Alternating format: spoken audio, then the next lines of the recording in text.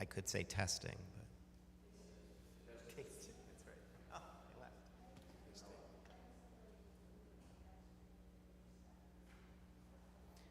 Here, I'll move over here a little bit in the light, or not. So we are live. So welcome to another one of our Bach Plus concerts. It's been great this spring to be back into this space and not just be doing things online. Even though we are online this evening, it's wonderful to have you all here. I'm Larry Molinaro, as a lot of you know. I co-direct along with Ernie Green, who's sitting here in the dark, the Bach Plus series. And this is the third program of 3 that has been exploring silent film and music along with the film. 2 weeks ago, we had 2 jazz pianists, Noah Dion, who is known to everyone here because he's part of the Live Arts family, and Charles Murdoch, a young pianist from George Mason University. And it was great to see them work together. They had just met before the movie Sherlock Jr., and they improvised a score, and they did what I called tag team piano improvisation. They played a little bit, each one would play, and then they would pick up on the other's ideas. And at some point during the chase scene towards the end, Charles was playing, and Noah reached over and said, "Can I join in?" And Charles was like, "Yeah." And so then the 2 of them played together, and it was great fun.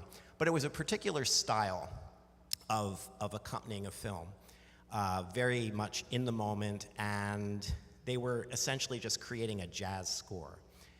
Last Sunday, I had the honor of playing the organ for the movie King of Kings, the Cecil B. DeMille depiction of 1928, which ranges from the over-the-top campy, as you would imagine, with Cecil B. DeMille, to very moving images of the final days of the life of Jesus Christ.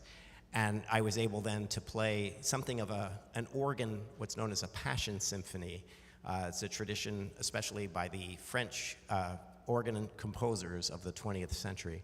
And so it was wonderful to play that, but again, a particular style where I was using a lot of hymn tunes and chant melodies as I was creating a score. Tonight, we have the great honor of welcoming Tina Chancey. I have been part of a class that Tina has been running for 2 years on improvisation, and this is the first time we've actually met in person. Great. So it's wonderful to have her here. Tina is well known in the Washington, D.C. area, but also internationally because she's been part of the Folger Consort, I think a founder of that, is that right? A frequent visitor. Frequent visitor, but a founder of HESPERUS. Yeah. And both of those groups are known around the world, and Tina is known for her improvisation and for her wide-ranging musical styles, and you're going to hear a lot about that this evening. But this is really a chance to hear from someone very skilled in this craft about how they go about compiling and putting together a score for a movie. And so I'll stop talking, and I'll turn it over to Tina. Great. Welcome. Well, actually, you were going to say that people had questions. Yes, thank you for reminding me. Since we are online, streaming, if you are watching this from your living room or wherever on your computer, feel free to type questions in the chat, and I'll do my best to read them from my laptop and convey them to Tina. So, again, welcome, Great. Tina. Thank you. Thank you. Well, thanks to Larry, to Ernie Green, and to Draper Carter, who is in the back managing the sounds and pictures. So I've come to talk about my 17 years creating silent film scores, and mostly early music, traditional music, and improvised music. Now, the difference between what we do and what Larry's talking about, that there's an honored tradition of improvising to a silent film. But what we do is a little different because we do a kind of combination of existing music and improvisations over that music. And we do a certain amount of planned stuff and a certain amount of unrehearsed stuff. So it's a whole combination. And I think mine takes just a little bit more preparation. I don't know. Because I've never yet managed to do it where you just walk in, shake hands, and play. You know, that would be great. But most of the time it involves more. So I thought I'd talk a little about that. So since 2004, my group HESPERUS has played scores to silent film from about 100 years ago, right? The early 1920s. And the first thing I wanted to do was show you an example, and this is from the film Häxan, which is a combination Norwegian and Swedish film that was banned all around the world when it first came out because it was extremely anti-Catholic. Since then, it's mild compared to many things that people are doing, but it shows you a little bit how the early music interacts with what's going on. So.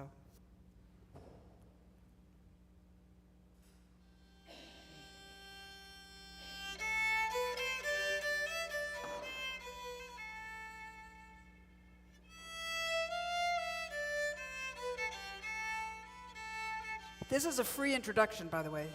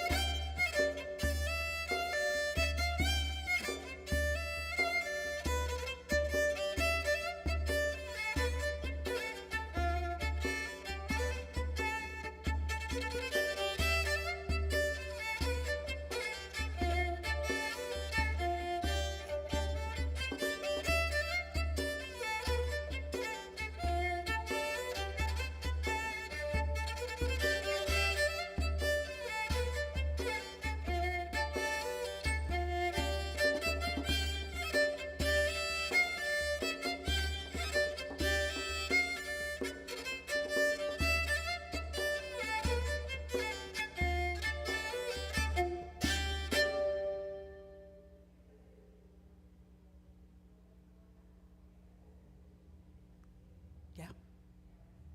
I think we're stopping. So, now that's great. That's music that goes with the film in a way. And what is it? It's a medieval dance. So, and you notice the dance itself gets faster and faster and faster as the energy in the scene gets faster and faster. And sure, it makes a lot of sense, but let me tell you a little bit more about it. First, I wanted to talk to you and tell you how we got involved in playing silent film. That in the year 2003, my group HESPERUS was in residence in Arlington County, which meant that we did a number of local events. And one of the cameramen came up afterwards to one of the events and said, "Have you ever thought about doing silent films?"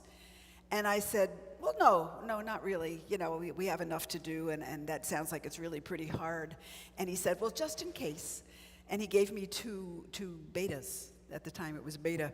And I took them home. One was Robin Hood, and one was The Mark of Zorro.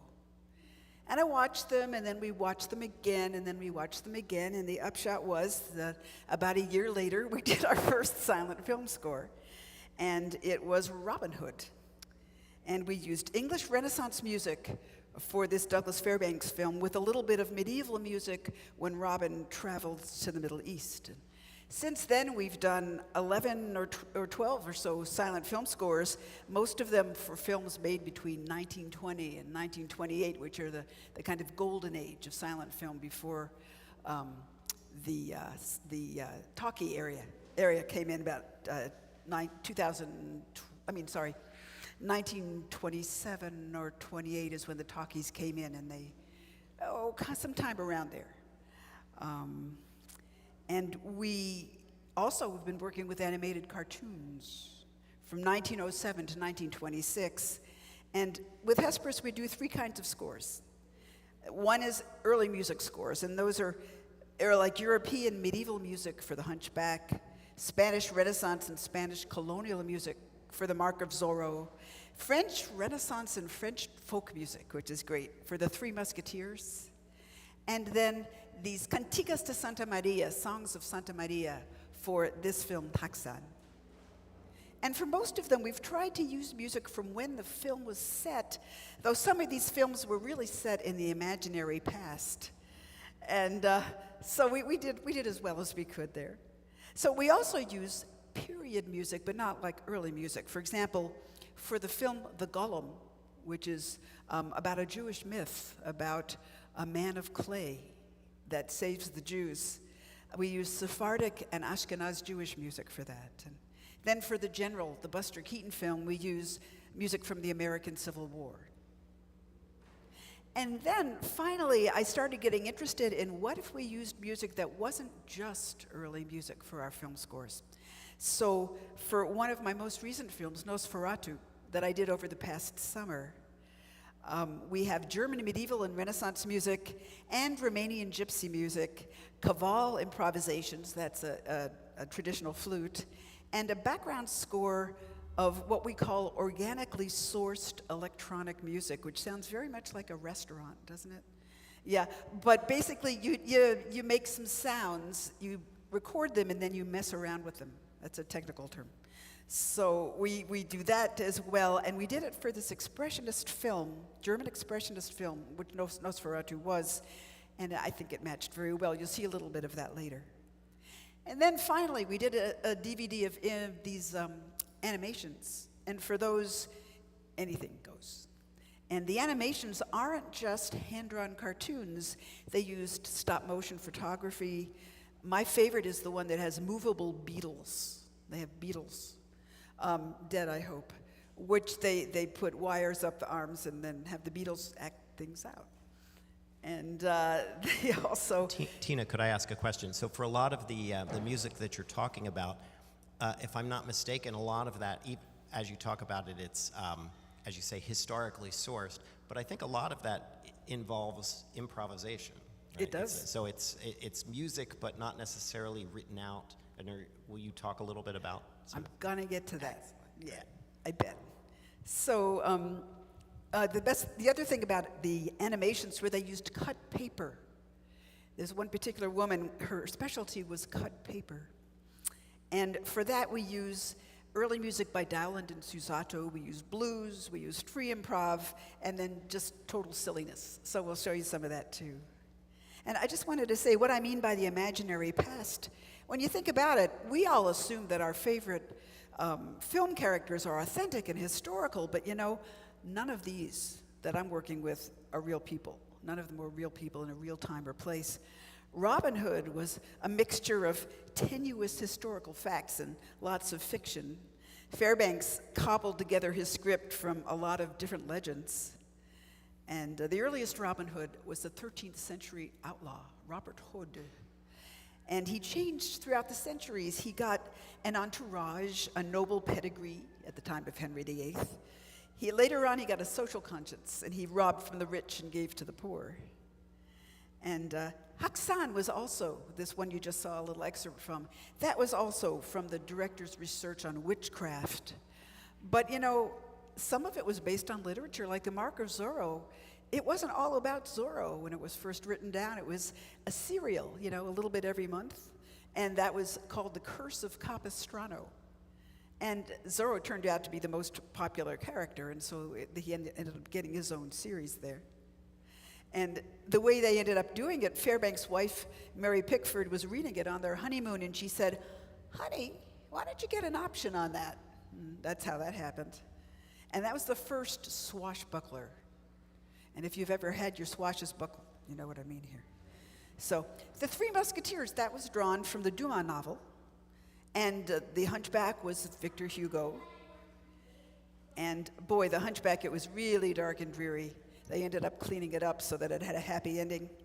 And The Golem was a novel. It was such a German expressionist novel that nobody exactly knew what the plot was. So the person who did this film had to make up a plot. And then Nosferatu was stolen from Bram Stoker's Dracula from 1897, and they were monster movies. Only The General, the story of the General, which is from the Civil War, that was closely based on a real event in the Civil War. 23 volunteer Union soldiers, they stole a Confederate train. Unfortunately, after a long but fairly sedate chase across North and South Carolina at 20 miles per hour, they ran out of coal, and they were caught and hung. So they changed the plot in that movie to the train fell off a bridge, which is much more dramatic. So if these stories were made up, you might ask me, why use period music and try to make the performances as authentic as possible? Well, I like using period music because it gives people a kind of grounding and a sense of context to this imaginary past. And I'll tell you a secret here. This could be because although we early musicians profess to represent the past in a historically accurate manner, actually early music is just as speculative, is just as imaginary as a lot of other things that you might think. That we basically create early music the way we think it should sound in the 20th century, and we use evidence from the past to back us up. I'm going to get a lot of flack for that, but I think it's true. Anyway, when we make our own soundtrack, why would we do that? When there was a new one always composed for each new film. Well, that's an interesting story, too. Because when the films were first premiered in Hollywood, they had a big orchestra.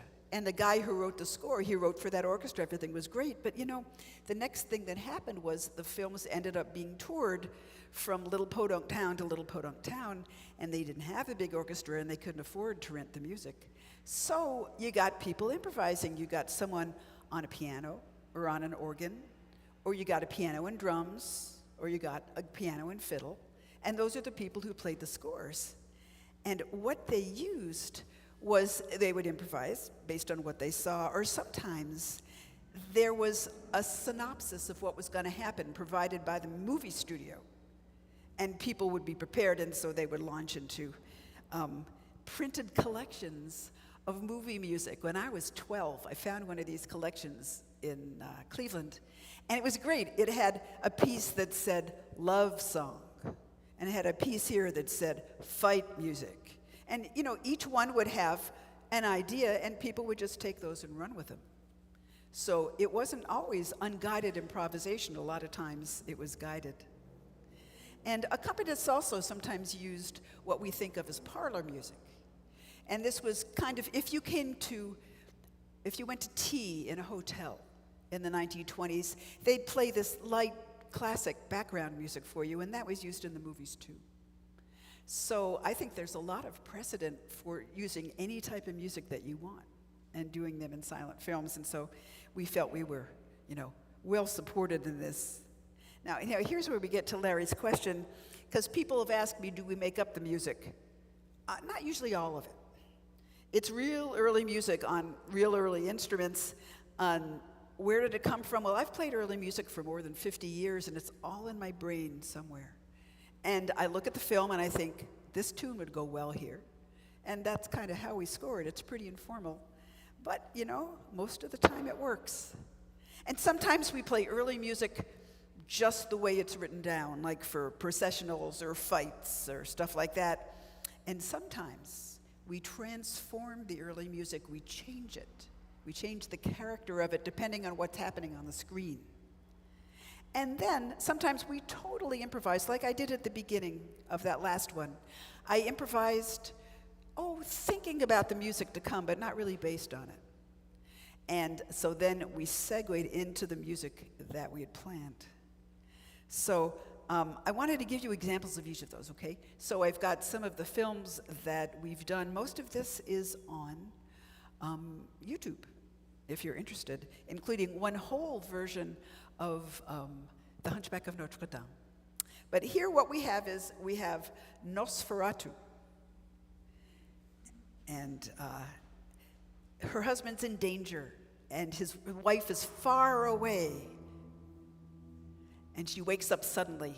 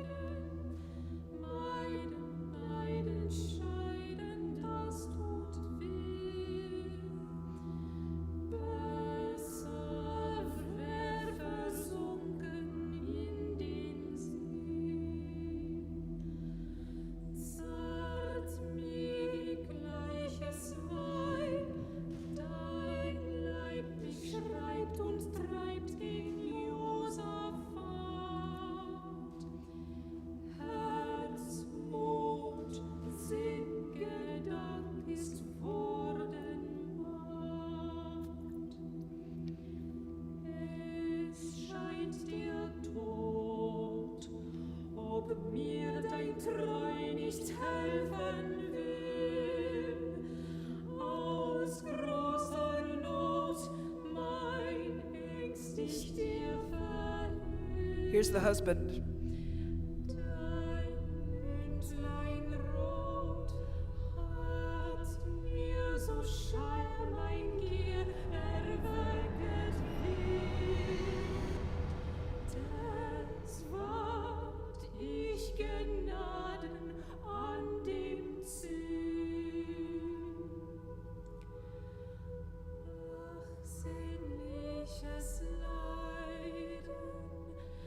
Leiden, meiden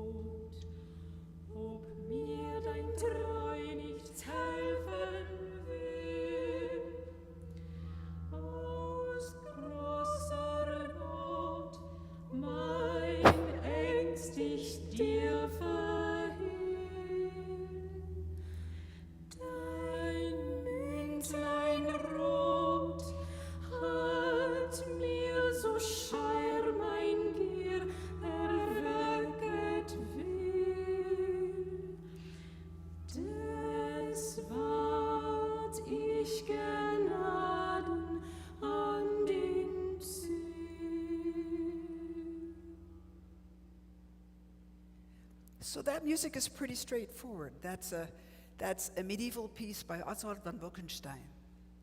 And even though they're singing words, the words don't exactly say what's going on in the scene, but they're sympathetic to the scene. So she's, Ellen loves her husband, and somehow she was able to reach out and keep him from harm. And the words of the German music were all about love, and how to love deeply and sincerely. So it has some resonance of what's going on in the scene. Well, now here's some music where we transform the tune. And this is a Sephardic tune called Jinanai. And this is one of the scarier parts of the movie, The Golem, which is about this being of clay. And one guy's jealous of the other guy who spent the night with his girlfriend, and basically the Golem comes and lifts the other guy up the stairs and throws him off. So let's see how the music gets used for that.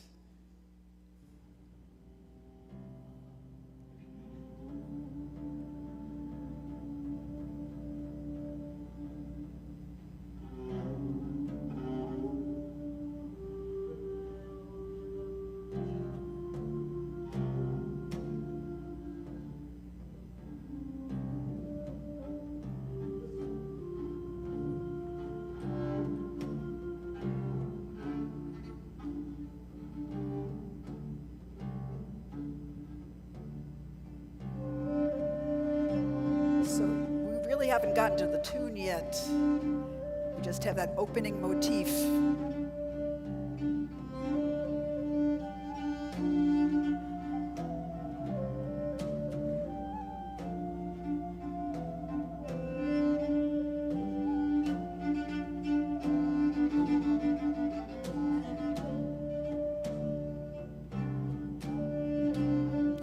Here's a tune.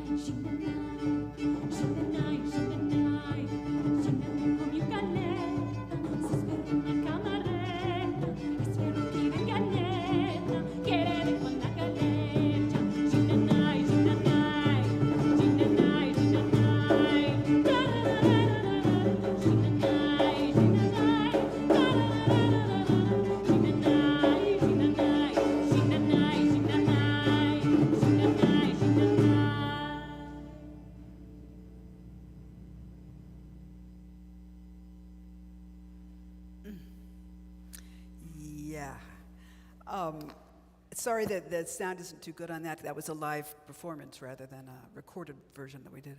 Do you notice that there are times that a strong beat that we did coordinated itself with a strong thing that happened, a strong action that happened on the visuals? And, you know, it seemed like a good idea to do that. I wasn't too sure about it, so you know what I did? I went and apprenticed with somebody. After 15 years of doing this, I thought, well, maybe, you know, I could learn something about this.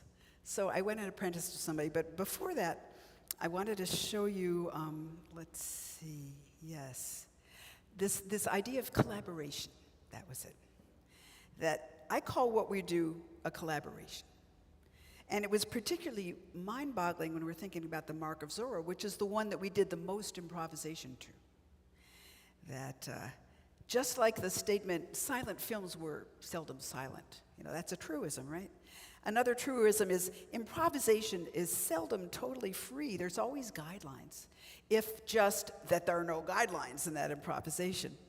It could be said that all improvisation, with no matter what kind of guidelines, requires the same basic skills, right? Concentration, immersion in the moment, good short-term memory, spontaneity and responsiveness, and a kind of an interest in taking risks. So you can collaborate with a fixed element called like a film. It increases the number of guidelines, but it changes the balance of skills, and it requires some new ones, you know? Visual responsiveness and ability to pace oneself during the film's length. I mean, Robin Hood was two hours long, and we had to, you know, really be focused for all of that. So you might think it's funny that I call it collaboration when one of the collaborating partners was created 100 years ago. And it hasn't really changed since, except for a little cosmetic surgery. Well, improvising with an unchanging element might seem one-sided. The process qualifies as collaboration to me because there's an interaction. And while the film doesn't change, the improvised music changes the audience's experience of the film. And the film's action changes both the audience's and the performer's experience of the music. Isn't that deep? I love that.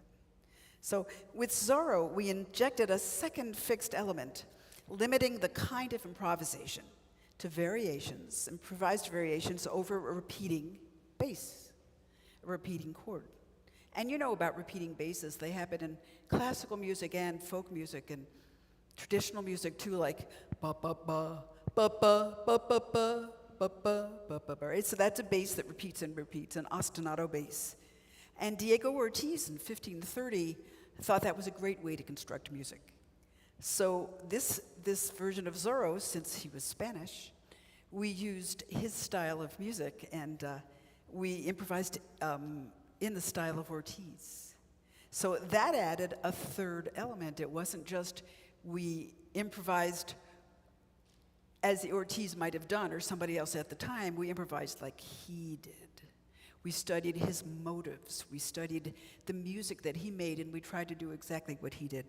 Now, that's a lot to ask of people who are basically watching the screen and trying to respond to what happens to the screen. And you'd think it wouldn't work, but you know, it did. So I'm going to play you one of the first versions of a scene. This is the scene when Zorro first appears. And playing it are, I'm playing on viola da gamba and Renaissance violin, and Grant Herrott is playing on lute, and we're just watching each other and watching the screen.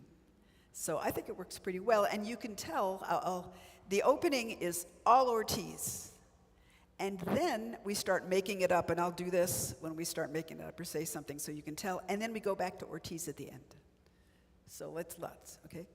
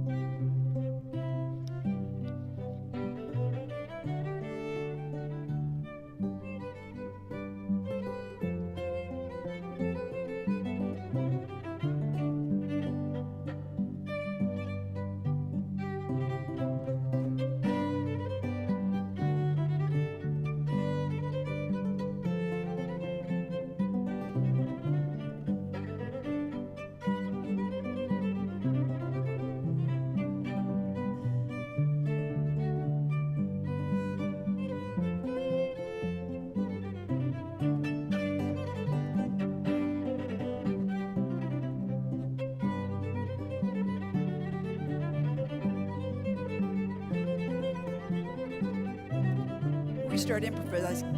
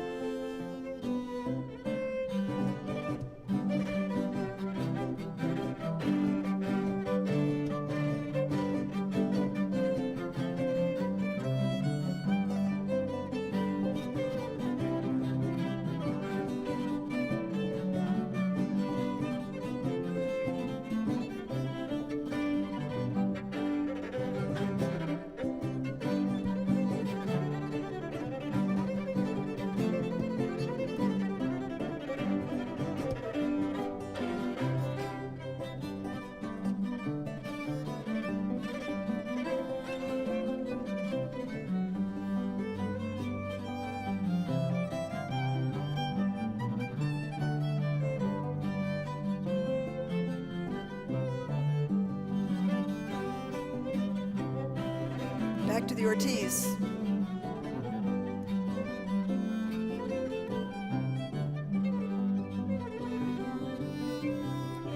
Except for that.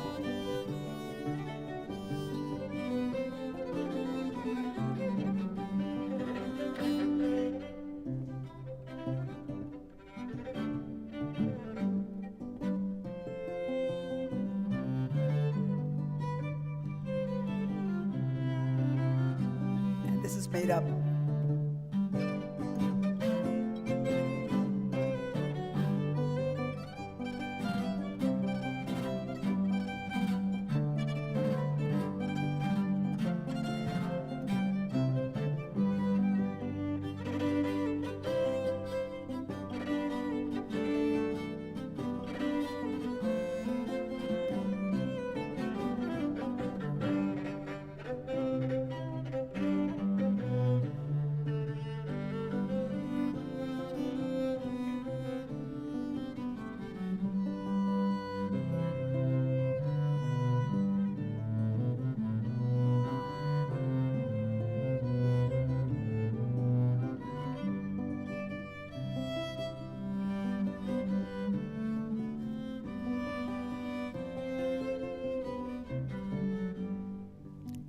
Just a little bit of the Ortiz at the end.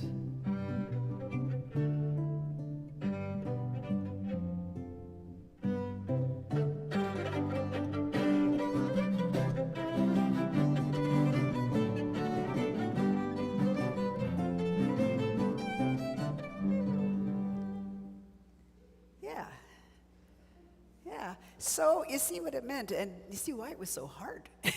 Because we took an idea and then just made up stuff on top of that bass line for 5-6 minutes. Yeah, yeah. You couldn't really tell when we were leaving the Ortiz and coming back with our stuff. And part of that is that the person playing the lute was so good to improvise with. He just went with whatever I did.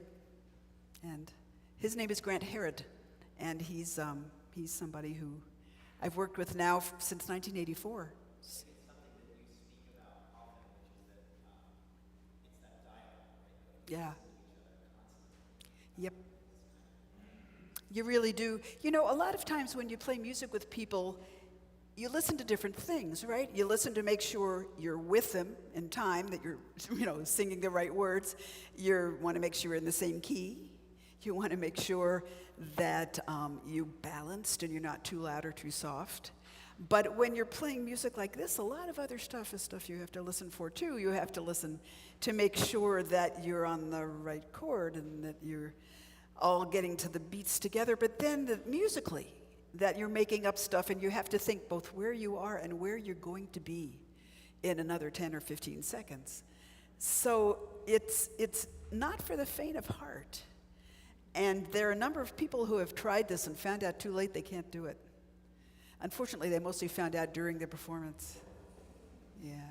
On the other hand, in January, 3 people from my basic team, this original team, were Nels Natus, soprano, and Grant and Priscilla Herod. 3 of them got sick. Not COVID, just sick. And we had a New York performance. And in 10 days, I trained 3 other people. But they had to be the right 3 people, and they were. That was Brian Kay, Bobby Hill, and Dan Myers. And they did a wonderful job. So it's an interesting practice to do. Is there anybody with questions we could ask? I've got way too much to say here. Oh, good. Got questions here? We good? No. Okay.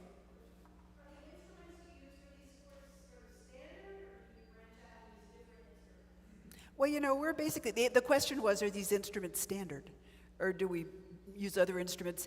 When we play music from, actually it's about 1,000 years in music, isn't it? We basically play from music from the year 1100 to now. And when we play early music, we use instruments that they played then, which means that instead of, clarinet and flute and stuff, we have recorder. Instead of cello, we have viola da gamba. These are all cousins, of the modern instruments. Some of them are direct ancestors, some of them are just kind of peripheral. But it's a little bit like, fitting like the spices to the food. You wouldn't use French Provence spices on Mexican food. Sorry, you can't like mix that stuff. So we use the authentic instruments. Now they're copies. Nobody has instruments that are really playable from that far back, but they're good copies. They sound good. Yeah.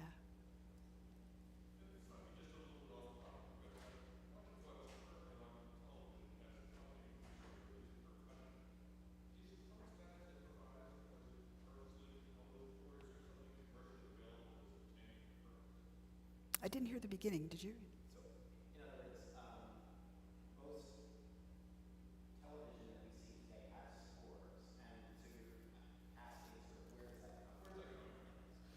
Oh, there are a lot of people paid very well to write music for television. As a matter of fact, some of my friends have been playing music for the film Witcher. People see that? I think it's on, is it on HBO? But it's, yeah, with all of the interest in, dragons and kind of the imaginary past and stuff like that, early music's gotten a real big thing. And so people have done 2 things. They've written modern music for early instruments, or they've written something that sounds like early music on early instruments. And whatever, we're all glad to play it. I think there's actually a real mix. You have actual composition and people paid well to write that music and perform it, studio musicians. Think back to a movie from years ago called The Princess Bride, and that was basically all synthesized. And now, especially, I think through some productions, but also in video games, we were talking Yeah.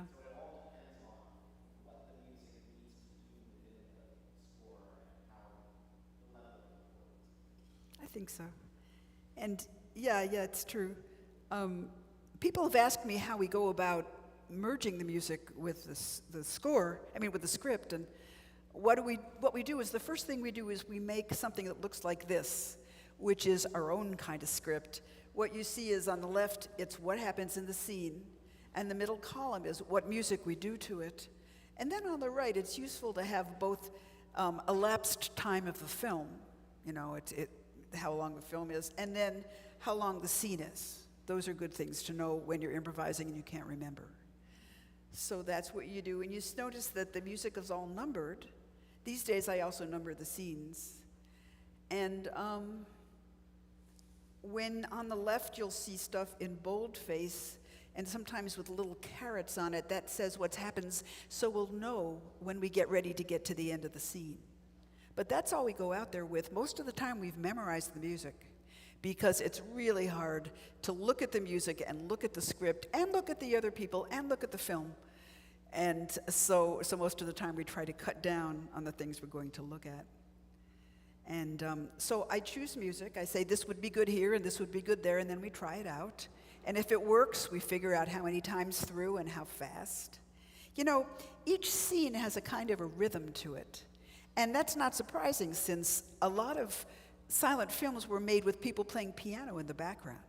So that actors, when somebody goes, vroom, choo, that's a rhythm, isn't it? It's wump, ba. And as I did more and more silent film scores, I began to realize that it was up to the music to support that action. That every time we did that, it tied the music to the film better. So started planning those things out too. And when I apprenticed with someone, I apprenticed with a guy who did a lot of music for documentaries named Brian Keane. And nice guy and a good musician. And Robin Hood, he basically did, and I kibitzed. Things like, it's a tune, you can't stop in the middle, type kibitzing. And then for Hunchback of Notre Dame, I did it, and he kibitzed. And then for the things I did last summer, I just kind of did them. So that was a nice process, and I ended up learning a lot, I think. Now, one of the things I did most recently was I did music for cartoons.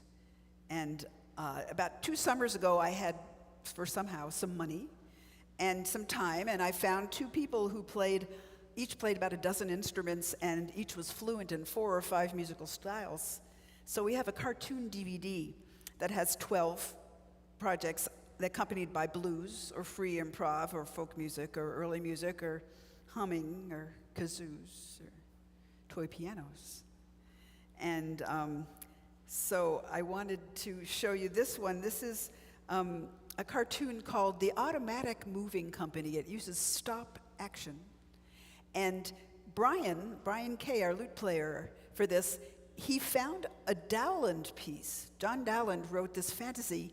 It works beautifully as an accompaniment for this movie. It's just the right length, and you'll see how well it matches with that idea of supporting the actions in the film with music. So let's watch it. And this is exactly what happens in the music. He didn't change a thing.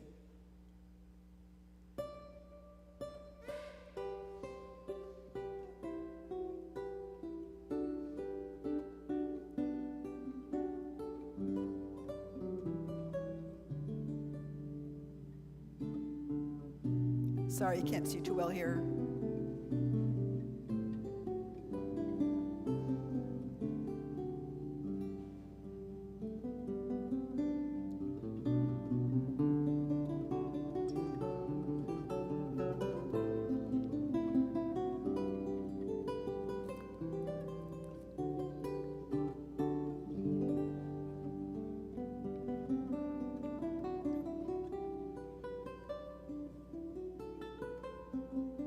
So see how many more things in the music are hooked in with the action.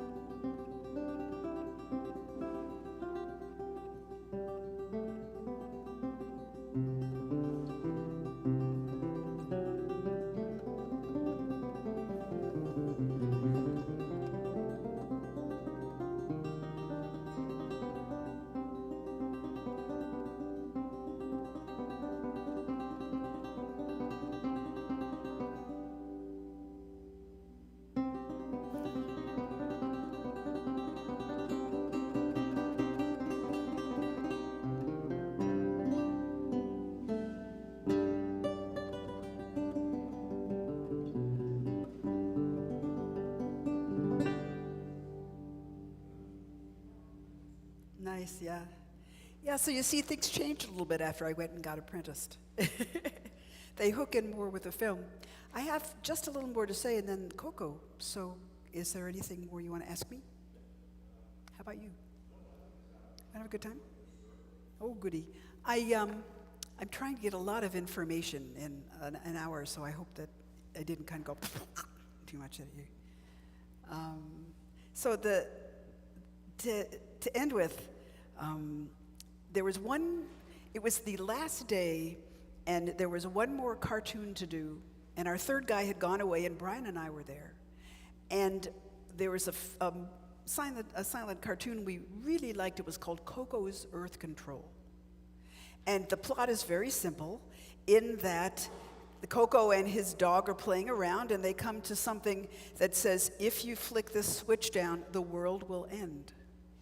And the dog flicks the switch, and the world ends. And that's the cartoon.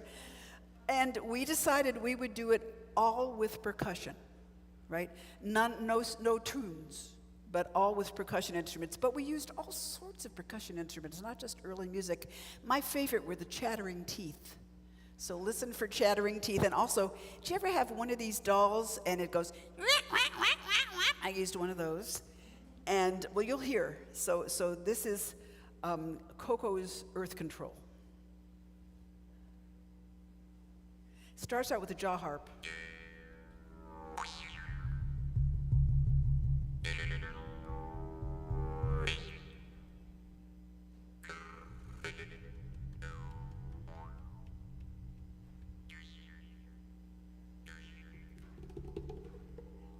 They often had live action at the beginning of the cartoons. They have it at the end, too. That's Coco.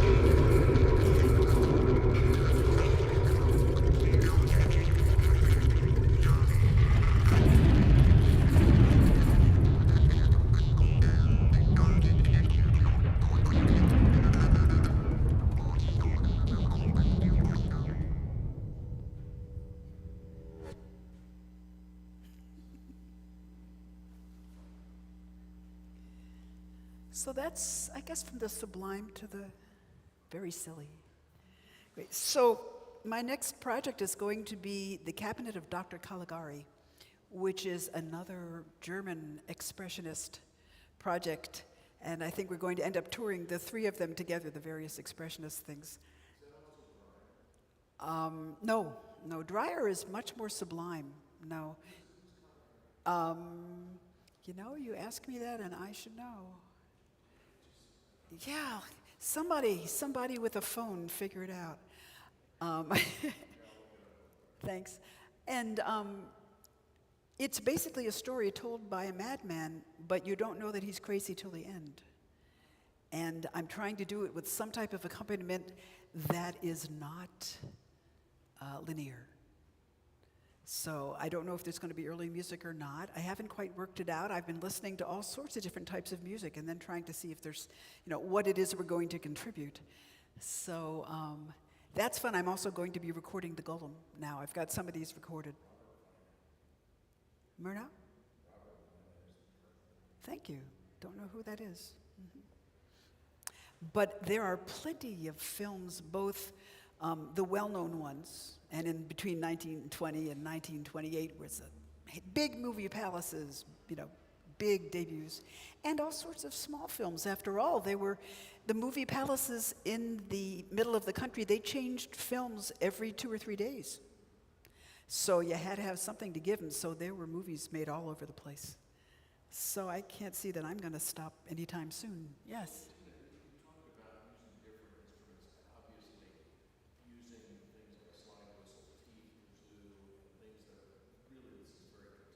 Very contemporary, yeah. Have you used any sampling pads, like the lighting, the effect of the lighting? We did, yeah. We used some sound libraries for some of the sounds. Because I would imagine for some of these that it might be interesting to have some preloaded samples. Well, it's interesting to have preloaded samples, but I'm going to always go with real instruments when I can, as I have them. One thing I'm very proud of, the Hunchback of Notre Dame is all about Notre Dame Cathedral, which, as you know, burned recently. And 2 days before it burned, some people recorded the bells. And they put them online, and we took that recording of the bells and we use it in the film with their permission. Yeah, and it's wonderful. It really sounds, it's real bells. There were bells all over the sound libraries. You could go in and listen to all sorts of bells, but it was more meaningful to have the bell from the actual cathedral. So what we should make sure we do is put the links to these and other films Yes. in the description of this stream. Yeah, you're welcome to buy DVDs, and we also have some of these streaming. But it's nice to have, nice to watch. And thank you for coming to watch it with us today. Thank you.